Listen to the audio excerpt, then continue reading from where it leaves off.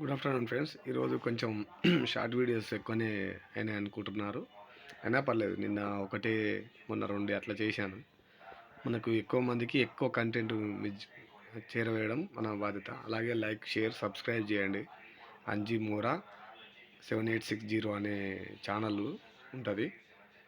మోరా అంజీ 7860 అనేది ఛానల్ నేము.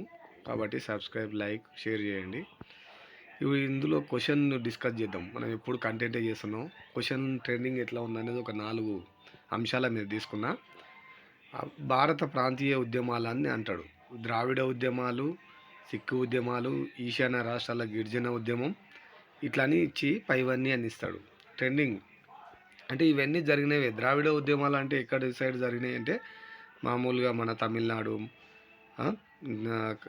అంటే తెలంగాణ, కర్ణాటక, కేరళ, ఈ ఆంధ్రప్రదేశ్ ఇవన్నీ ద్రావిడ ఉద్యమాలు జరిగినాయి. సిక్కు ఉద్యమాలు అంటే పంజాబు, ఖలిస్తాన్ ప్రత్యేక ఉద్దేశం అనేది దానికి సంబంధించింది. ప్రత్యేక రాజ్యం సిక్కులందరూ కలిసి చేసే ఉద్యమం అన్నట్టు.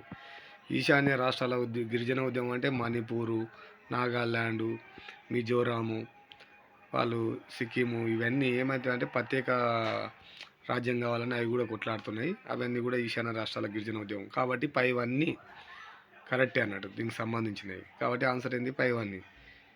ఖలిస్తాన్ ప్రత్యేక ఉద్దేశం అంటే ప్రత్యేక రాజ్యం కావాలని వాళ్ళు కొట్లాడుతారు, సిక్కులు వీళ్ళు కొట్లాడే వాళ్ళు.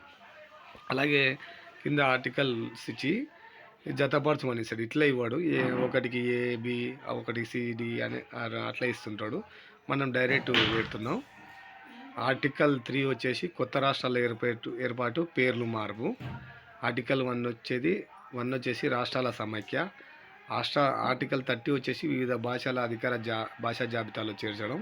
ఆర్టికల్ 345 వచ్చేసి ఏమవుతుంది? గిరిజనులు తమ హక్కుల కోసం అడ్డంకులు లేకుండా అనుభవించడం అన్నట్టు ఈ ఆర్టికల్ గురించి.